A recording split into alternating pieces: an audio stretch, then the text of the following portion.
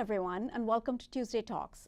I'm Seema Kumar, and here with me today is a very impressive leader here from the New York City community, Jessica Federer. She is the former digital officer from Bayer. She is with Angelini Ventures, and she's also the chair of the New York Stock Exchange Health of Women Summit. And we're going to talk a lot about women's health today. Hi, Jessica. Welcome. Thank you for having me. Yes, I'm so impressed by all the work that you're doing in women's health. Why now, and how did you get into this field, especially?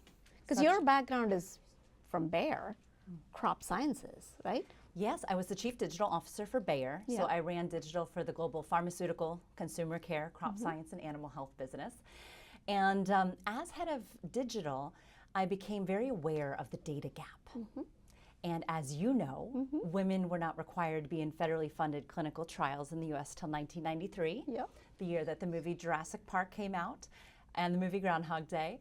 And so we've had a real need to close the data gap of not having women represented in research adequately. And this is both a financial opportunity, but it's a tremendously exciting health opportunity for innovation. Absolutely, and an underserved one. Absolutely. Right?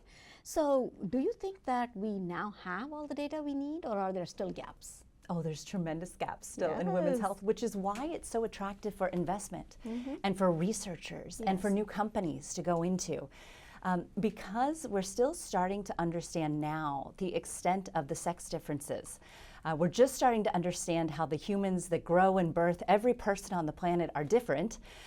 We are starting to understand why women are 2/3 of Alzheimer's disease patients and why they're 80% of autoimmune patients, and hopefully soon why they still are 50% more likely to die in the year after a heart attack than men.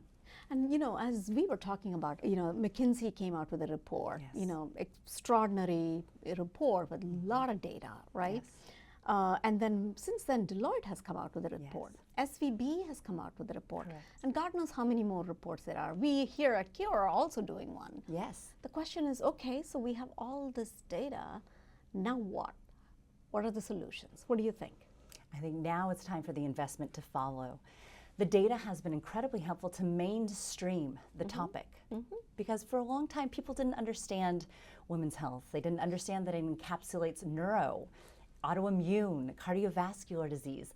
And so as we better start to understand the field, these reports help to mainstream the economic opportunity.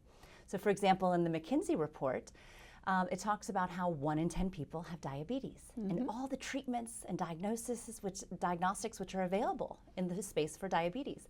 And then it goes on to say, well, 1 in 10 women have endometriosis, and shows how many treatments are in the pipeline for endometriosis. And if you're looking at the size of the markets, we need so much more innovation, and there's a tremendous economic opportunity. But as we know, more importantly, we can really change a lot of lives in a way that doesn't take a tremendous amount of new technologies. So it's the opportunity size of the cell and gene therapy market, but with the tools that we have today, just putting it in a different lens. So why do you think, investors are not coming in droves and investing, in women's health? So you see the market opportunity. So what's missing? It's a new field, and it always takes a new field some years to get going. I will say that thanks to the New York Stock Exchange, we've been bringing together investors in the global VC, corporate VC, foundations, governments, private equity spaces, and the New York Stock Exchange hosts a phenomenal Women's Health Investor Summit in May. And we've started to see the momentum building year on year with the size of the funds and the investors attending. We also are soon to be announcing the first investment collaborative through the Women's Health Access Matters through WHAM, the nonprofit foundation. They have a phenomenal investment, they have a really robust research collaborative of all the researchers in women's health at academic centers in the US. And now they're about to announce the first investment collaborative. This will be the first time that you're seeing multi-billion-dollar funds coming together around the topic of women's health. The first time. So the momentum is really building, and I think investors are just becoming aware of the new science. And it'll take a few years, but it's growing. That's excellent. That's great news. But I'm also trying to like manage my own expectations, Yes. right? So you established the Women's Health Collaborative, investment collaborative, and then what happens? What do investors? They can collaborate.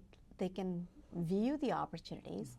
What is it going to take to actually put the money into it? Well, what do investors look for? Let's say. oh, they want to make more money. Yeah. So I think we're starting to see the bigger investors at the table. So Google Ventures, for example, Kathy and Frederic, Google Ventures has now invested about $200 million in women's health. Wow. If you look at the size, adding that up, that's larger than all of the existing women's health funds. So That's we're starting. impressive. Yeah, we're starting to see the mainstream investors Yeah. playing in the space. And that's important because the early stage companies need the later stage investors to continue growing and need the larger capital. Yes. So we are in that evolutionary space. We just need a little more time. Yeah. Where are the biggest gaps? What therapeutic areas, or is it the stage of research, or both? Great question. Yeah. I'm very partial to the brain. I'm on the board at Sage Therapeutics, and I have a deep appreciation for the differences in how women experience mental health conditions and brain conditions. So women are 2/3 of Alzheimer's disease, and I think that is something That's that a little known fact, you know? Yeah. shocking, huh? Yeah, shocking. Yeah. And this year, we were very excited to see so many strides in research for women's brains. You know, it's the first year in 2024 that we've had a woman's brain imaged every week during a pregnancy. That's never happened before. This is Wow. new science. Yeah. It's also the first time that we've had a study published showing the activity changes in the brain before, during, and after menopause. So we're learning so much about the differences in the brain between men and women. I think autoimmune disease is another category that I'm particularly excited about. Yeah. We know And the why- statistics. you know, tell me why, and we should talk a little bit about, because people may not appreciate why autoimmune disease in women is so pronounced. It is much more pronounced in women. Yes. So women are generally 80%, 80% of autoimmune cases, autoimmune patients. And it has to do with the X chromosome. Of which we have 2 copies. We do indeed. And so, you know, the example that Dr. Sapphire out of the Sex-Based Differences in Autoimmune Lab at La Jolla talks about is that when men get sick, their immune system calls out the Army. And when women get sick, their immune system calls out the Army, the Navy, the Marines, the Air Force, you know, everyone, because there's such a more robust autoimmune response, because that's what's necessary to grow a new human with a different huge cells. storm going on inside. Exactly. Yeah, it's Exactly. a cytokine storm. Yeah. Precisely. Yeah. So we're just starting to understand the differences. And we need that to filter through to early research as well. Yeah, that's great. So, you know, we talked about the stage of research, right? Yeah. So, yeah, you need a little bit of investment at the early stages, then you need more, Series A, Series B. But then when you're really scaling up, you need a lot of money. So where is the gap, and why are we not seeing the big investments in the later stages when it comes to clinical trials?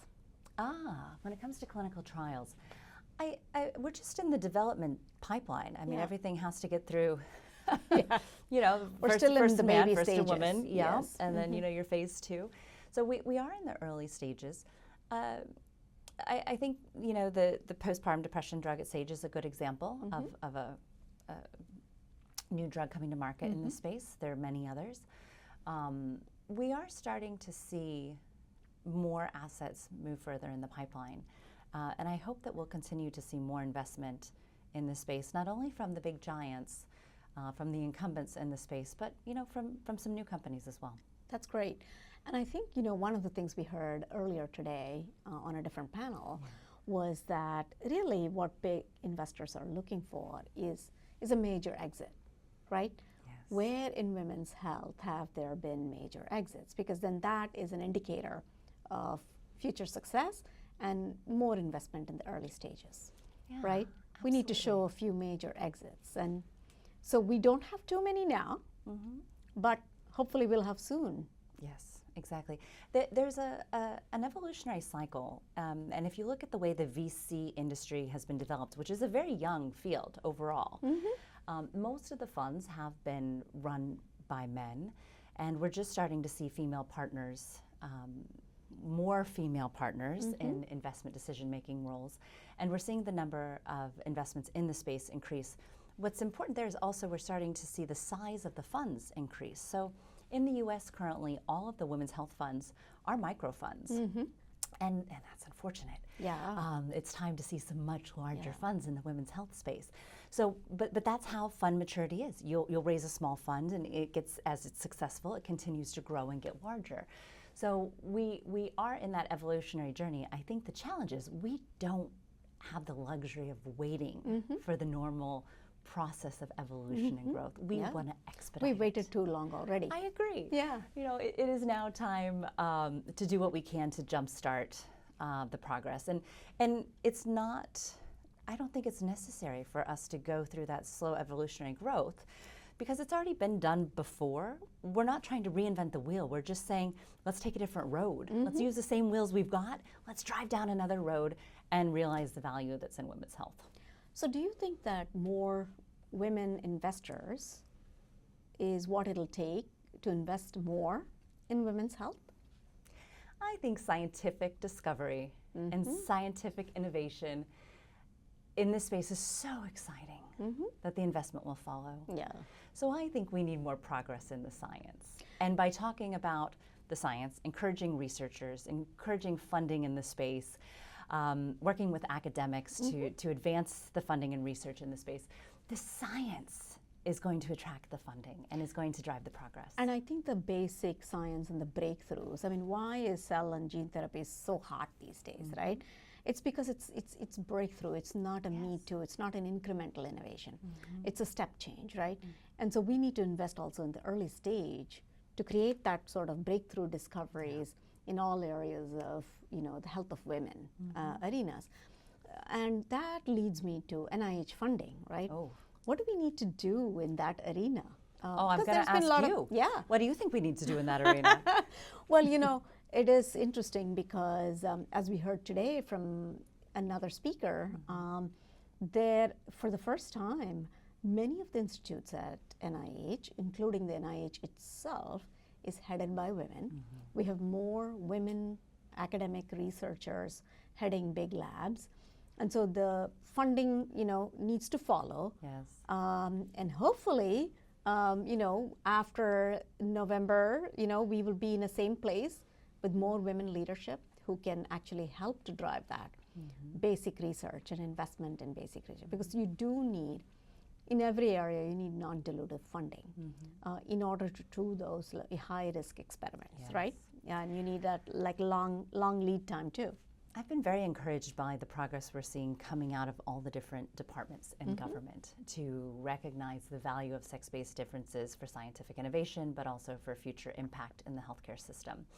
I also think there's some untapped resources. So for example, the NIH has been funding the All of Us study for 10 years now. It's a 10-year-old study. Yeah. And it's got about 1 million Americans in it, and it's over-indexed on women and people of diverse backgrounds. So if you're looking to expedite studies in sex-based differences, you have an NIH-funded database of 1 million Americans with genomic information waiting for you. Yeah.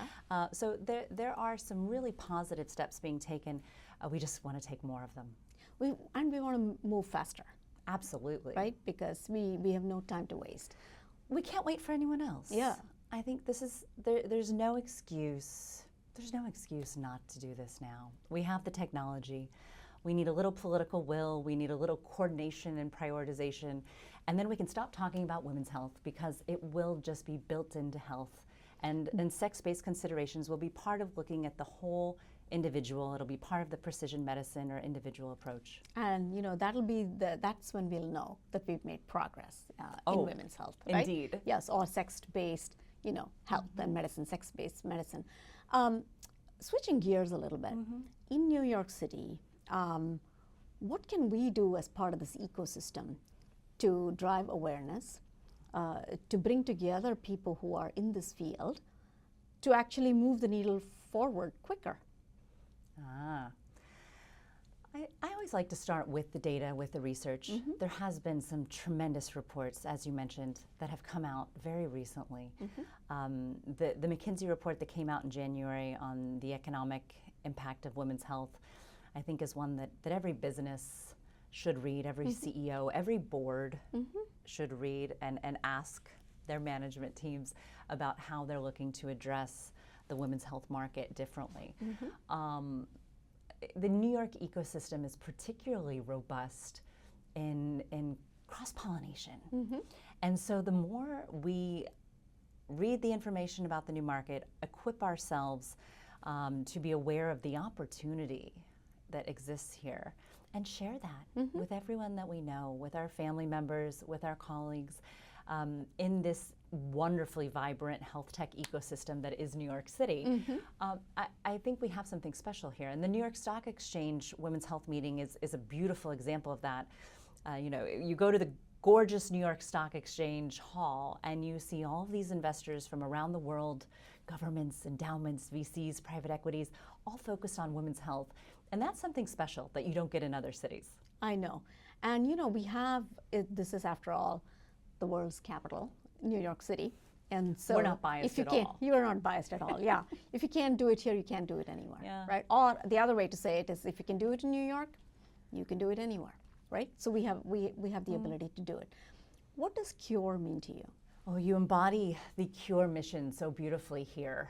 I think the CURE is the respect of all individuals to have access to not only hope, but to something that will meaningfully make a difference in their life. And it's a fundamental recognition that we all are human and we all are going to need support and care. And to recognize that equality, but also that dignity, and to continue to looking for new discoveries, new innovations that give us that excitement and drive that will help people.